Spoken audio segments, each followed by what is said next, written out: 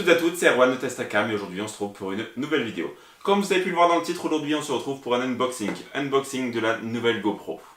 Alors, pour procéder à l'unboxing de cette GoPro, on va faire surtout deux choses différentes, c'est-à-dire qu'en gros je vais ouvrir celle-ci, mais on va surtout la comparer à la première GoPro Hero entrée de gamme. C'est-à-dire que ça c'est la GoPro qu'ils avaient sorti, il me semble, il y a, j'aurais dit 2 ans et demi, 3 ans. Donc elle était au prix de 120 € et celle-ci elle est au prix de 220 €. Donc il y a beaucoup de différences, on va le voir.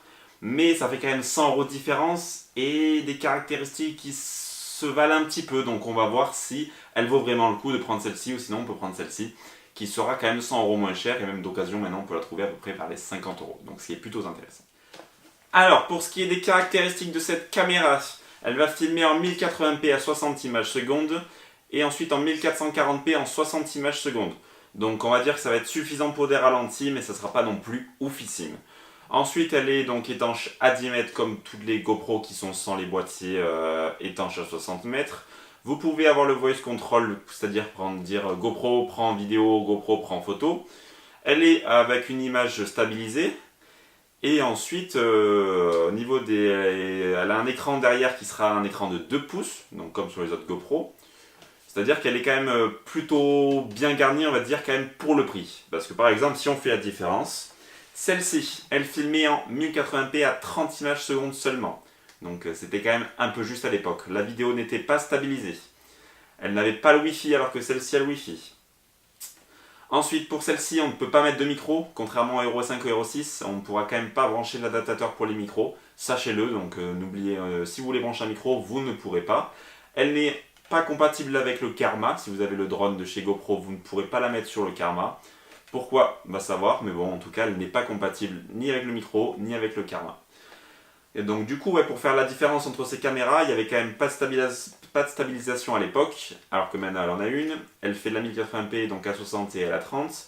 Ensuite, elle n'avait pas le Wi-Fi, elle a le Wi-Fi. Elle a le voice control, elle n'a pas le voice control. Donc on va dire que quand même entre ces GoPro, il y a une belle différence. Après, à voir aux images ce que ça donnera. Donc du coup, ça va être un bon duel, je pense. Du coup, on va d'abord procéder à l'unboxing de celle-ci, parce que celle-ci, je l'ai déjà ouverte sur ma chaîne. Alors, au niveau de la boîte, on va être sur la même boîte que les Hero 5, Hero 6, Hero 5 sessions, Hero 4 sessions, au niveau de la profondeur et de la largeur. Donc c'est plutôt pas mal. Alors du coup, pour l'ouvrir, là, on a une petite languette qu'on peut tirer juste en dessous. Voilà. Et ensuite, on va pouvoir, à mon avis, atteindre la boîte avec tous les accessoires qu'il y a à l'intérieur. Alors comme vous pouvez le voir, donc, comme on va pouvoir le voir à l'intérieur, il va y avoir du coup la GoPro, le frame, une batterie, une vis, une fixation plate, des fixations adhésives et le câble. Donc au niveau de la GoPro, au niveau du design, on est exactement pareil que la GoPro Hero 5 et Hero 6. Alors là, ils ont vraiment pas fait chier, on va dire, hein, ça comme ça, parce que c'est exactement la même. Hein. Alors du coup, bah voilà, hein, comme d'habitude, hein, on va avoir la petite boîte avec la GoPro qui est fixée dessus. On pourra récupérer ce petit truc plat pour pouvoir fixer la GoPro un peu partout, pour la poser, faire un mini trépied au sol entre guillemets. Et ensuite à l'intérieur, quand on l'ouvre, voilà, à l'intérieur on va avoir les premières notices qui nous montrent un peu tout, mais je vous avoue que ça sert un peu à rien. Des petits stickers sur une nouvelle planche de stickers, il n'y en a plus que 2 maintenant, avant il y en avait 3, après ils font ce qu'ils veulent. Hein. Les petites notices, et ensuite, alors voilà, on va voir ça, ce qui est très important, c'est-à-dire que c'est une batterie interchangeable. Contrairement à l'ancienne GoPro Hero entrée de gamme, on n'avait pas de batterie interchangeable, donc c'est quand même plutôt important d'avoir des batteries de secours, quand par exemple vous êtes en sortie ou quoi, et que vous n'avez pas de batterie portable sur vous ou quoi pour recharger votre GoPro, là vous pourrez directement changer la batterie, et ça c'est plutôt important.